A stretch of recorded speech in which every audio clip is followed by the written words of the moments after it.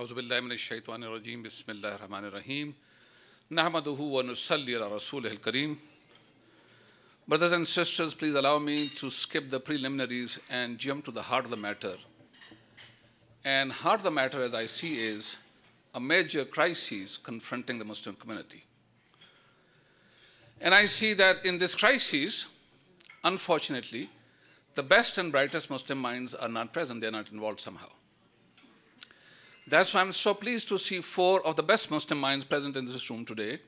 And I mean Dr. Mahir Atut, I mean Dr. Jamal Badawi, I mean Dr. Muzammal Siddiq, and I mean Dr. Ahmad Sakar.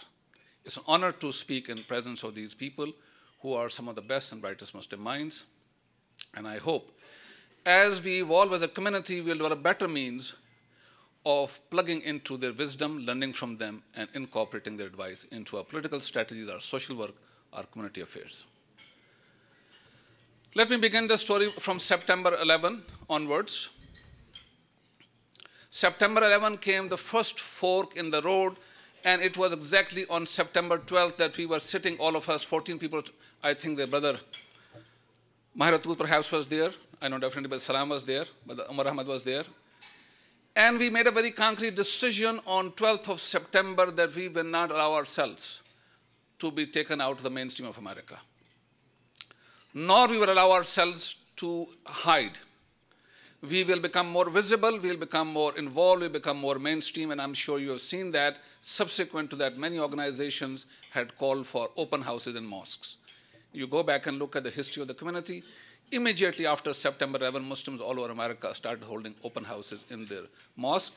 And that, I am sure, future social historian will write, was an important, a cardinal decision of Muslim community not to become introvert, but to remain extrovert, to remain involved with the mainstream America, and to do what was necessary to engage fellow Americans in pursuit of common aims. It's in the context of this thing that Muslims then were subjected to COINTELPRO, counterintelligence program. As we all know, counterintelligence program was conceptualized in 1920s. It was fully developed in 1950s. First it was applied to the African American and to the Communist Party, then Socialist Workers Party, then African American community, then Latino community, then Arab community, and so on and so forth. And today this is being applied to Muslims. If you were to take the essence of COINTELPRO over the last 70 years, we can summarize it in 6 points. Number 1, when any community is subjected to counterintelligence, the law enforcement agencies, particularly FBI, seeks to undermine its leadership. They try to create new leadership in the community. Secondly, they try to undermine its legitimate organizations, and nowhere the demonstration of that was clearer than in case of Holy Land Foundation case, where they had listed 307 organizations as unindicted co-conspirators. When you are an unindicted co-conspirator in a case, then you don't have the ability to plead your case, to clear your name, to fight back because you're not invited to do so. And if the principal party is convicted, then you are seen convicted automatically. But even without that, you are seen to have been indicted in the court of public opinion, if not in the court of law.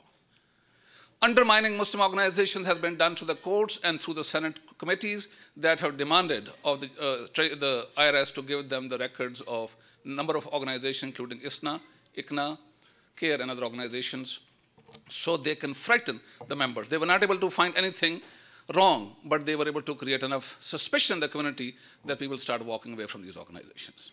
The third important, most important thing in COINTELPRO is to control the agenda of the target community.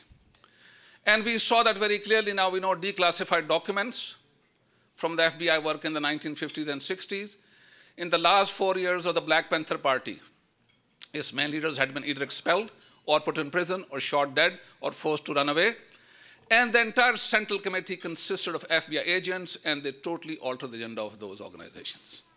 So third and most important thing in COINTELPRO is to control the agenda of the target community.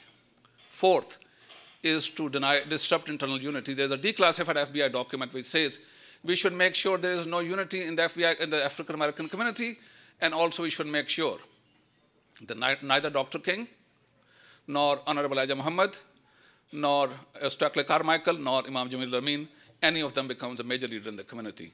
And we see each one of them is targeted to a smear campaign after that. That smear campaign is no different than the smear campaign launched against FBI, by FBI against CARE at this time, and we fully repudiate that. Fifth issue is to deny them access to means of mass communication, access to White House, access to Justice Department, access to the State Department, which in some cases is a clear denial of the First Amendment rights, because among other things, First Amendment includes the right to petition your government for redress of grievances. When somebody is denied that right, that's a clear violation of the US Constitution. And the sixth is to bleed that community economically. All you have to do is institute 15, 20, 30, 40 lawsuits against them. Every case costs you $2 million, $3 million. The community is done for. This is the essence of what our community has been subjected to in the last several years, and that's what we have dealt with. And I want to congratulate the Muslim community for its courage, its conviction, its maturity, and its sophistication with which they have dealt with this thing. Brothers and sisters, what has come our way is a tsunami. No matter how strong your house is, when the tsunami comes, your house is going to get demolished.